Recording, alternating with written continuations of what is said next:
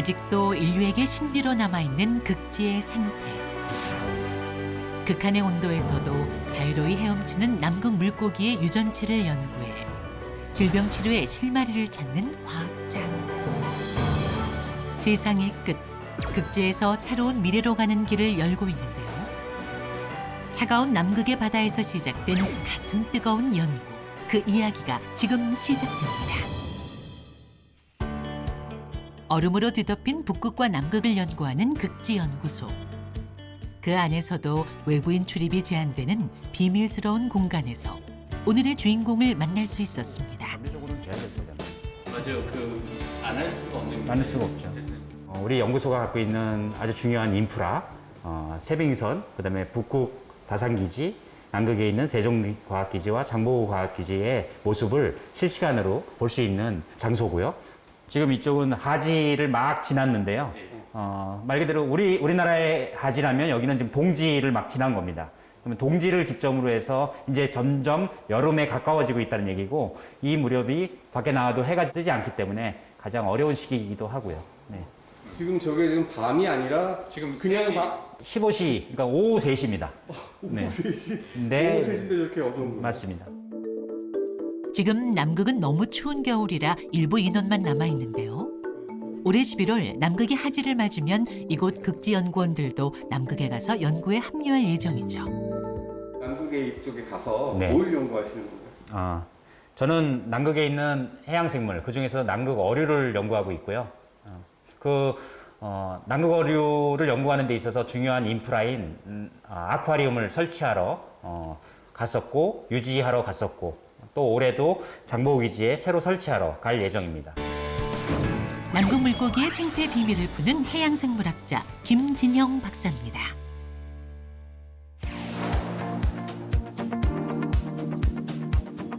남극과 북극의 기지에서 가져온 물건을 보관하는 창고. 그만큼 신기한 물건들이 많은데요. 모두 국지연구의 중요한 자료죠. 저번 남극 항해에선 아주 특별한 생명체를 가져왔답니다. 남극에서 도착한 지 한 달 정도 지난 얘네들이요? 네, 남극 큰 에메랄드 암치라고 하는 종인데요. 거의 움직이지 않고 눈만. 살아있는 남극의 물고기라니 신비로운데요. 김진영 박사는 남극의 물고기로 색다른 공간을 꾸몄다고 합니다. 자, 이곳이 전 세계 최초로 극지 해양생물 전용의 아쿠아리움을 만든 공간입니다. 한번 들어와 보실까요? 여름 더위가 날아가는 온도인데요. 이른바 극지 아쿠아리움입니다. 약 0도씨의 차가운 물속을 헤엄치는 물고기들. 총 5톤 규모의 수조에 남극의 환경을 그대로 재현하고 있습니다. 자국으로 물고기를 가져와 극지 아쿠아리움을 만든 것은 세계 최초였죠. 호주나 영국이나 이런 데서도 이런 비슷한 시스템이 있다고는 들었습니다. 근데 어류를 가지고 와서 이렇게 키우는 건 처음이라고 들었거든요. 그래가지고 그쪽에서도 굉장히 신기했고.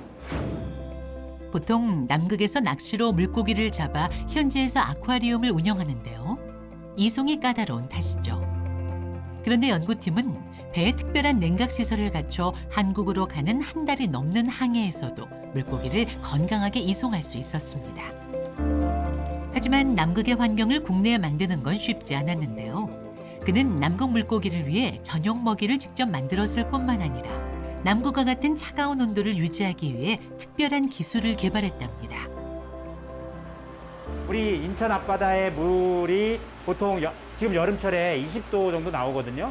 그 물을 가져다가 저희가 이용을 합니다만, 그거를 0도씨까지 낮춰주려면 엄청난 많은 에너지를 소비하는 거죠. 그래서 그 비싸게 만든 차가운 물을 바로 그냥 버린다고 하면 너무 손해죠. 하지만 물고기의 배설물과 먹이 때문에 물속에 암모니아가 생기는데요. 이를 먹이로 먹는 박테리아를 통해 암모니아를 여과합니다. 10도 정도로 맞춰서 가능한 범위 내에서 암모니아를 제거한 다음에 0도씨로 만들어줬다가 다시 10도씨로 만들어줬다가 또 0도씨로 만들어주고, 그러니까 에너지 소모가 엄청나게 많이 드는 작업이죠. 그래서 그 에너지 소모의 문제를 해결하고자 저희가 고안한 것이 바로 저쪽에 있는 열 교환기라고 하는 장치입니다. 알루미늄 관으로 만들어진 단순한 열 교환기처럼 보이지만 여기에는 김진영 박사만의 기발한 아이디어가 담겨 있습니다. 0도씨의 물, 그 다음에 두 번째 금속판에다가는 이쪽에서 나오고 있는 10도씨의 물, 다시 0도씨, 10도씨의 물, 이런 식으로 여러 개 수십 장의 금속판을 덧대 놓는 거죠. 그렇게 되면 처음에 들어간 물은 0도와 10도씨지만 나중에 나오는 물은 그 물의 온도의 중간 정도인 5도씨의 물이 나오게 되는 겁니다. 찬물과 더운 물이 얇은 금속판을 통해 교차하며 서로 열을 교환하는데요. 그 과정에서 큰 전기 에너지 없이도 물의 온도가 10도에서 0도까지 떨어지는 겁니다. 그러면 에너지를 쓰지 않고도 냉각기는 10도씨의 물을 0도씨로 낮추기 위해서 일을 하지 않고 그냥 원래 자기가 내보냈던 그 정도의 일을 유지만 하면 되는 거죠. 김진영 박사는 에너지 소모를 획기적으로 줄인 열 교환기 기술로 국내뿐 아니라 해외에서도 특허를 취득했습니다.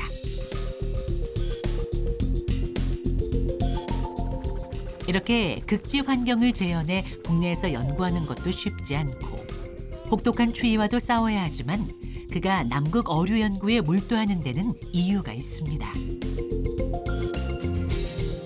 그 크기가 인도 플러스 중국에 해당할 만큼 엄청난 크기인데요.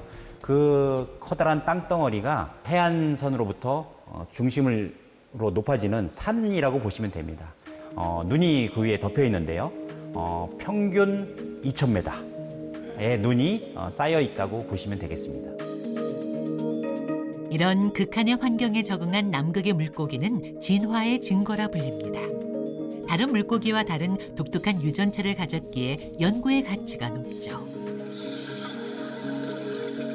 그 척박한 환경에 적응하고 진화해온 생물일수록 독특한 생물의 형질과 특징을 나타낼 수밖에 없고요. 저는 그 점에 주목을 하게 됐습니다.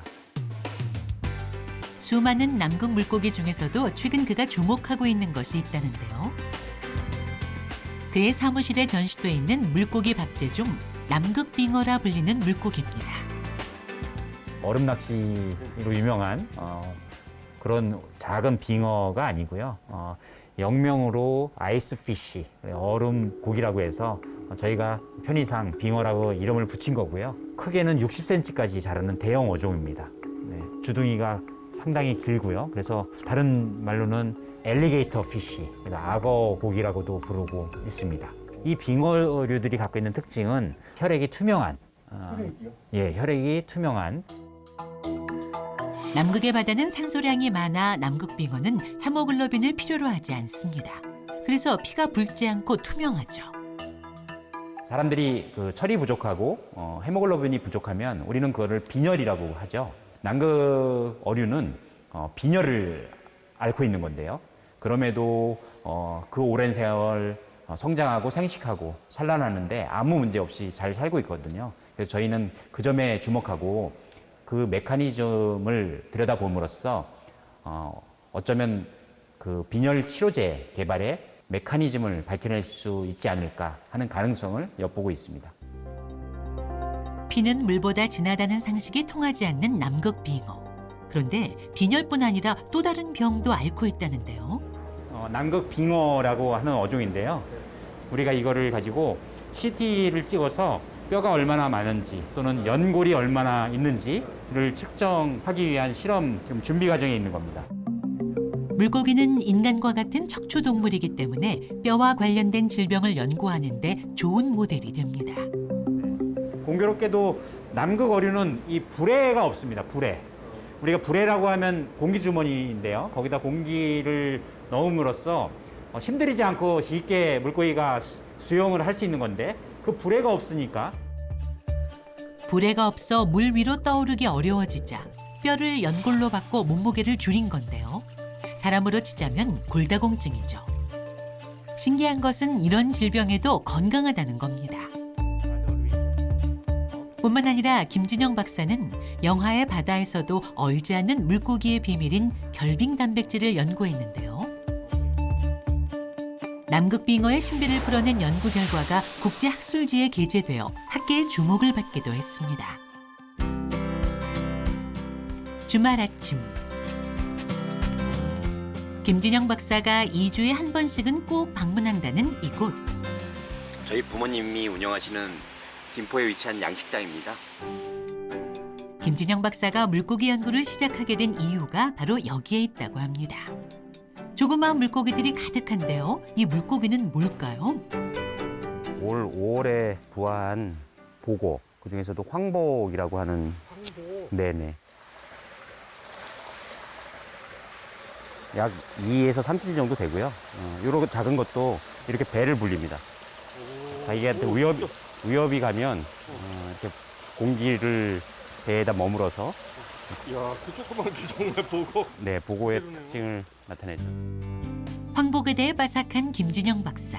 사실 그는 젊은 시절에 부모님의 양식장 일을 도와주다가 물고기에 대한 전문적인 지식이 필요해 다시 대학에 들어갔습니다.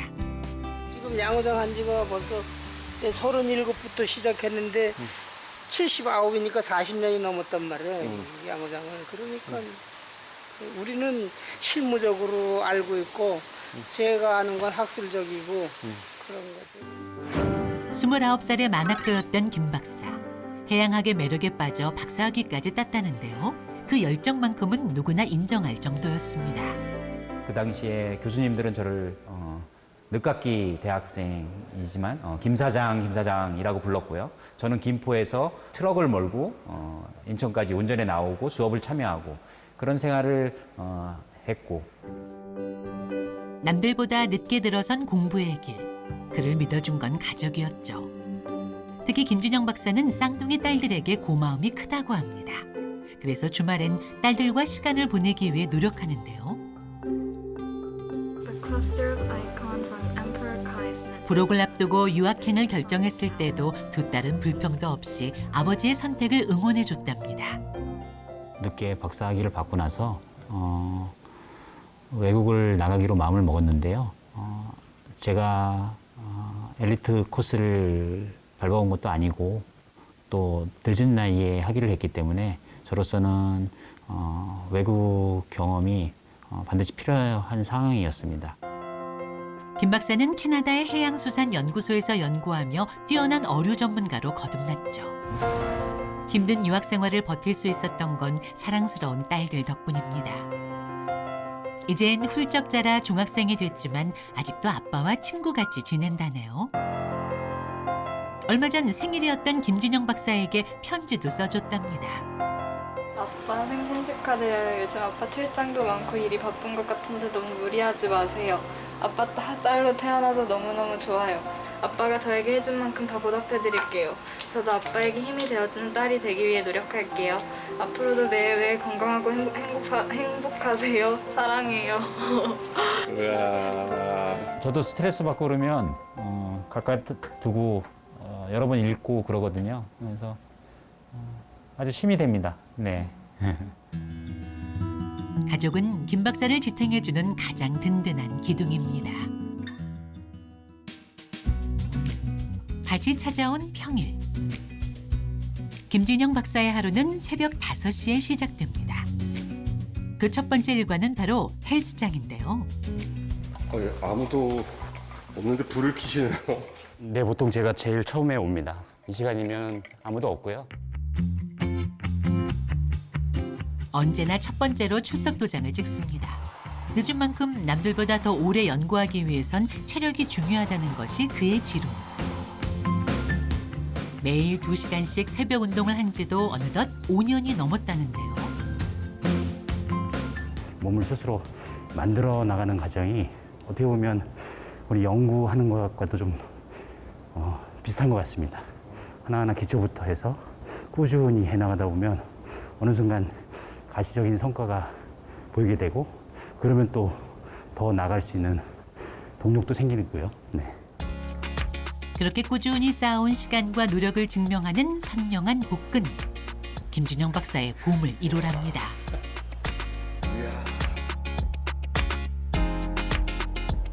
운동을 마치고 상쾌한 기분으로 오르는 출근길. 언제나 일찍 도착해서 하는 일이 있습니다. 오자마자 전 아침을 연구실에서 먹습니다. 이렇게 집사람이 준비해준 주스하고요.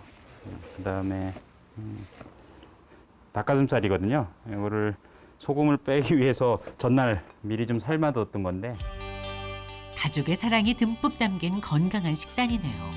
요거를 보면서 영어신문의 경제기사를 보며 아침을 먹는데요. 단 한순간도 시간을 허투루 쓰지 않습니다. 보다가 혹시나 제가 잘 모르는 어휘나 단어 나오면 또 이렇게 정리도 하고요. 영어 공부나 연구가 짧은 시간에 되는 일이 아니거든요. 꾸준히 어쩔 땐 좀 답답하고 느는 것 같지도 않고 그런데 꾸준히 하다 보면 어느새 몰랐던 단어가 그냥 읽히고 이런 거 볼 때 역시 투자 중에 가장 좋은 투자는 시간에 대한 투자겠구나 이런 생각이 좀 많이 들더라고요. 그러던 중 도착한 택배. 기다렸던 것이 온 듯 곧바로 뜯어보는데요. 뭐예요? 이거 모래시계인데요. 제가 모래시계를 좀 수집하는 취미를 가지고 있습니다. 아, 모래시계를 수집한다고. 그러고 보니까 진짜 이 주위에 모래시계가 잔뜩 있네요. 네. 김진영 박사에게 모래시계는 특별한 의미가 있는 물건입니다.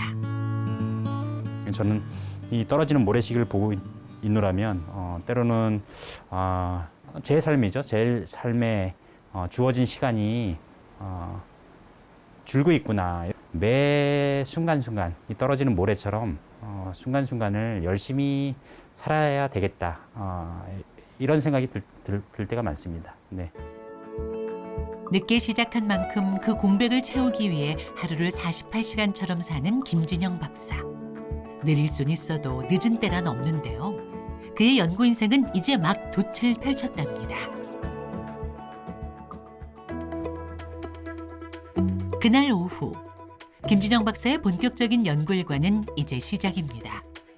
오늘의 연구시료는 이 냉동고 안에 있다는데요.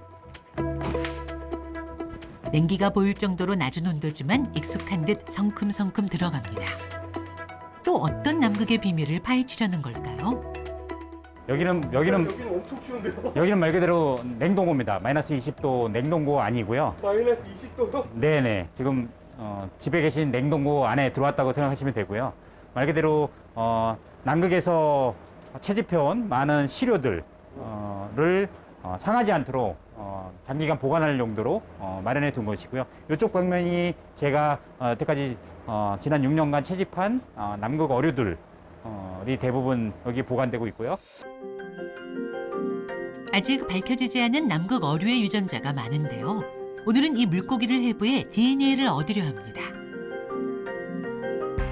마치 의사처럼 장갑을 끼고 수술용 칼을 준비하는데요. 근육 조직을 정확하게 떼야 하기에 섬세한 기술이 필요하죠. 보다시피 어류는 요 등 쪽에 근육이 가장 많이 있으니까 요 부분을 적당한 양을 샘플을 하는 법. 채집 중에 훼손됐거나 죽은 물고기들은 종을 구분하기 어렵습니다. 이런 경우 미토콘드리아 DNA를 분석하면 유전적 특징을 알아낼 수 있죠. 작년에 남극 항해를 통해서 채집한 어류 중에서 요 5종은 아직도 전 세계적으로 그 마이토콘드리아 DNA에 대한 보고가 안 돼 있어요. 남극 해양 생물의 비밀을 풀기 위해선 가야 할 길이 멉니다. 아직은 DNA 염기 서열을 분석하는 단계지만 유전체 정보를 어떻게 활용할지에 큰 관심이 있답니다. 어떤 생물의 유전체 정보를 안다는 것은 그 생물의 정보를 이용해서 이런 치료제를 개발한다거나 아니면 여태까지 밝혀지지 않았던 어떤 새로운 신소재를 개발한다거나. 유전체는 생물이 어떻게 환경에 적응하고 생존했는지 알려주기에 많은 과학자가 연구에 뛰어들고 있죠. 극지연구소도 펭귄과 물고기 등의 극지 생물을 연구하며 지금까지 얻은 유전자 정보를 통해 유용한 유전 자원을 발굴하는 과제에 도전하고 있습니다.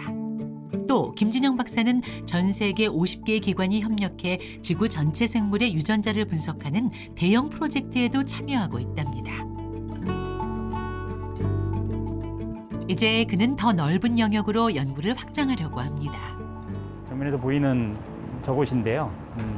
외국에서부터 우리 LNG 선을 통해서 싣고 온 LNG를 저곳에다 저장해 두었다가 다시 기체로 만든 다음에 이 지역에다가 이제 관을 통해서 각 집으로 배달해 주는 그런 장소입니다.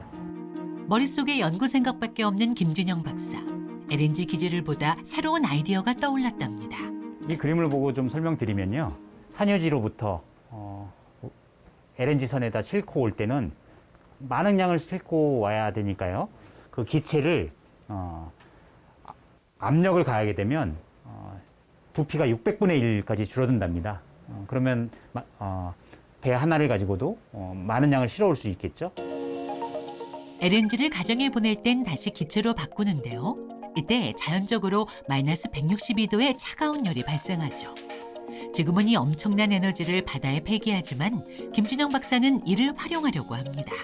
물에다가 섞어주면 우리가 원하는 온도를 얻을 수 있고 그것을 이용해서 제가 앞서 추진하고 있는 양식, 연어라든가 또 남극 이빨고기 또는 랍스터 등 아주 고부가가치가 있으면서도 중요한 생물 자원들을 키워나갈 수 있다.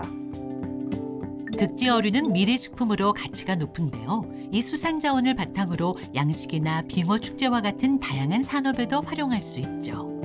그런 어류를 엄청난 양의 냉열을 이용해서 직접 우리 한국에서 양식할 수 있다면 남극 수산 자원, 특히 남극 어류는 아주 좋은 미래 우리 먹거리의 한 중요한 자원이 되겠습니다. 늦깎이 연구자지만 시간의 공백을 뛰어넘어 대한민국을 대표하는 남극 어류 전문가가 된 김진영 박사. 시간의 모래가 흐를수록 그의 열정은 더욱 반짝입니다. 마이크 들어오는지 한번. 하나 둘. 네, 좋습니다.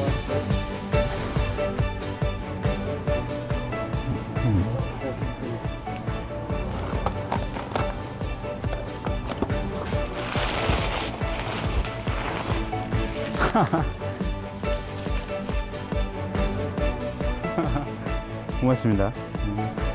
이걸 또 언제 맞히셨대요? 멋지네요. 남극 생태의 비밀을 풀기 위해 세계 최초 극지 아쿠아리움을 만든 과학자, 차가운 바다 위 남극 해양 생물의 유전체 지도를 그려 인류 질병 치료의 길을 열겠다는 뜨거운 사명감을 마음에 새겼습니다. 세상의 끝 남극에서 희망의 시작을 밝히는 김진영님께 감사의 마음을 담아 이표를 드립니다. 더 열심히 해야 되겠다는 사명감도 좀 다잡는 계기가 되었습니다. 좋은 기회 만들어주신 YTN 사이언스에 대해서 감사의 말씀드립니다. 열심히 하겠으니 앞으로도 많이 지켜봐 주십시오. 감사합니다.